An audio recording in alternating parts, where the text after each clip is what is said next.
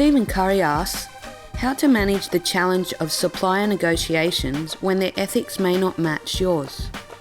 You know, Stephen, negotiations are hard at the best of times, but I would say, you know, if their ethics are not the same as yours, I think that's a reason why we should be doing business with them. You know, I don't know if these people are believers or not. I assume they're not. My thing is, like, how do we ever go and, you know, show the world a better way if we don't do business with them? So I don't think we should just automatically run away. Now, I think we've got to draw the line. There's probably more to this than you've asked in the question, but I look at it, I kind of go, if you're getting a really good deal on the product and you can get into their world to show them actually what ethics looks like, then that's a really good deal. If you're not getting a good deal because they have bad ethics, then that's different. Get another supplier because, you know, it's got to work for you as well. I would never take a bad deal to try and show someone, you know, God's ways.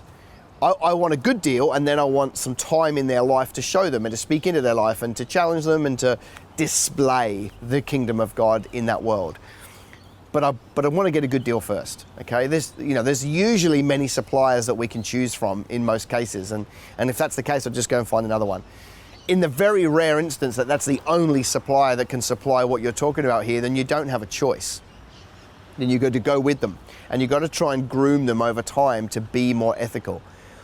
I've actually found that most people that don't have very good ethics, it's only because they've never really transacted with somebody that does that they stay like that. Most people that don't have good ethics, at the very least, if you show them what good ethics is, they can't dislike it, okay? They may not jump ship, they may not, you know, throw their picks in the air and run to their local church and give their life to the Lord, but they can't dislike ethics. And so that's what I would say to you. I would say to you, you know, our job as believers is to do association without assimilation.